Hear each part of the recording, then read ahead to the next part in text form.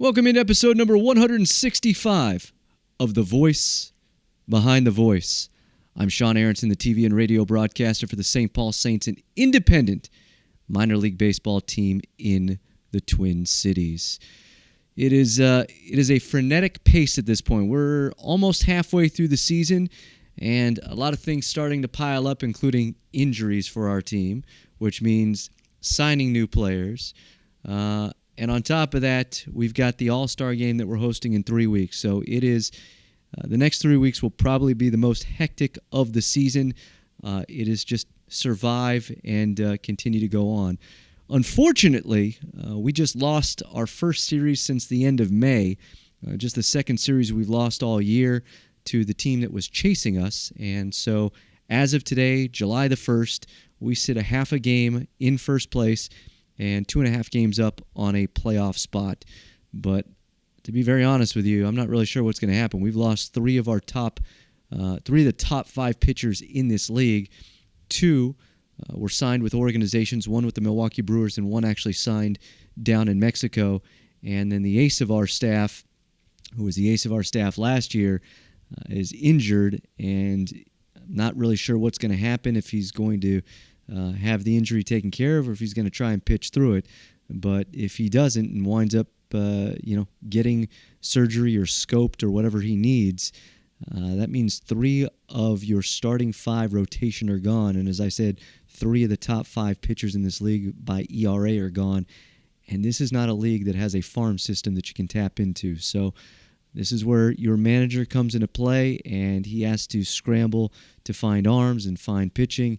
A lot easier said than done. With that said, let's turn our attention to episode number 165. We're going to continue here. We're going to go with a baseball theme probably for the next few weeks here. But Jim Hunter of the Baltimore Orioles. Now, this is a shortened episode. It's about a half hour long.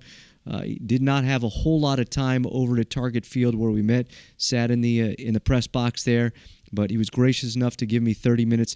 His dad used to be, way back in the day, the producer for Yankee broadcasts, and he talks a little bit about that. He also talks about how Ernie Harwell, he sat down with Ernie when the Orioles job was offered to him, and Ernie basically said, look, you got to take the job. Not sure how much coaxing he needed, but he was going from a national CBS radio job to taking the Orioles job, and Ernie Harwell basically implored him, saying, hey, you've got to take this job. This is a good one. And a lot of people don't know, Ernie worked for the Orioles at one time. So again, half hour, short episode, but does not lack for great content and good stories by Jim.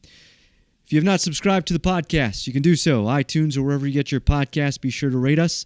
You can follow us on social media, Twitter @TheVoiceBTV, Facebook, facebook.com/TheVoiceBTV, and you can always email me, thevoicebtv@gmail.com. All right, let's get to it. Episode number 165 with Jim Hunter of the Baltimore Orioles. JW, roll the open.